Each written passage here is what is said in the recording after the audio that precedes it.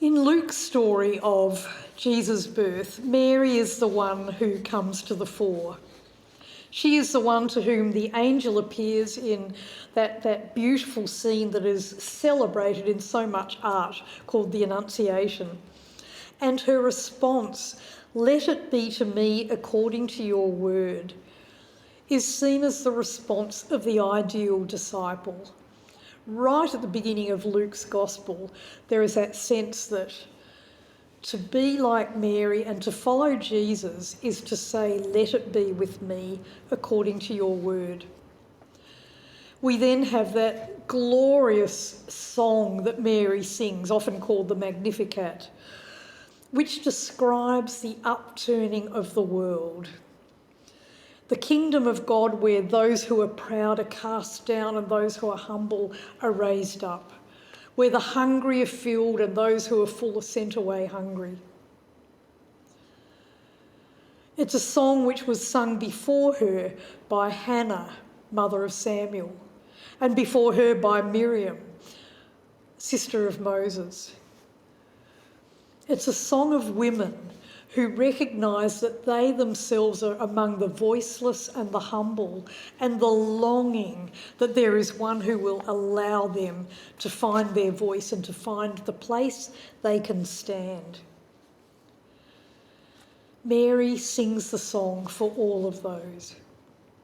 Mary is also seen as contemplative. She's the one who hears the words that are spoken about this baby and ponders them in her heart, takes things in deeply and waits for the revelation of what they will mean and how they will unfold to simply work its way out in her.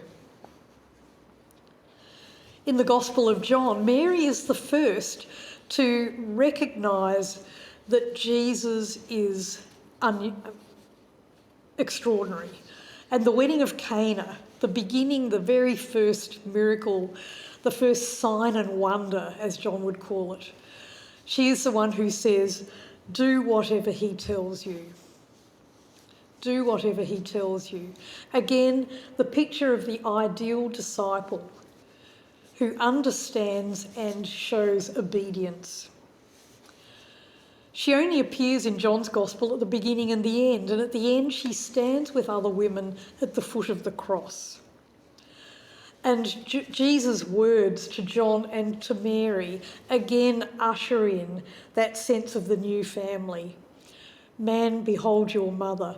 Woman, behold your son." That families now will not just be about blood kinship, they will be about care for each other. They'll be about people who are cast off because of persecution, because of their beliefs, because of all sorts of things, but who will come together in care because they are following this Jesus and because they belong to the household of God. In the book of Acts, she is shown as one of the women who is active in the early church. That's about all we have about Mary from the biblical text.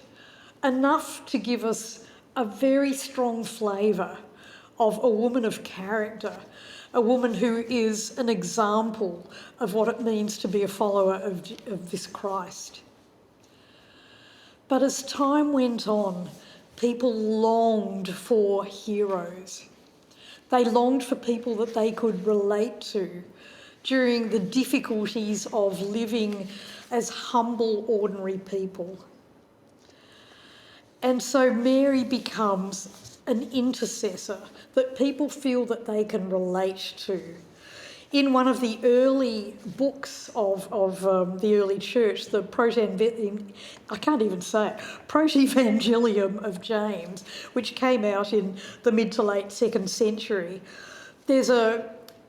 she's been given a whole backstory, her early childhood, her growth to adulthood, her parents are named as Anna and Joachim. People want to know more about the ones that they can relate to. And interest in Jesus obviously leads to interest in his family background. And it's interesting that early prayers to Mary call on her to intercede. There's one that was found on a fragment of papyrus in Egypt that reads, "Under your mercy we take refuge, Theotokos." Theotokos, God-bearer, the one who bears God. "Do not overlook our petitions in adversity, but rescue us from danger, uniquely holy one and uniquely blessed one." Why petitions to Mary? And why is she uniquely holy and uniquely blessed? It's not unknown in the Bible to find these sort of intermediary figures. One of them, I think, is very much there in the Old Testament, the figure of wisdom, Chokhmah, woman wisdom. Proverbs 8, beautiful, beautiful picture of this feminine figure that dances between God and God's creation, who God delights in creation, and who delights herself in human beings. And you wonder if sometimes the figure of God was just too holy and too huge for people to be able to feel comfortable with.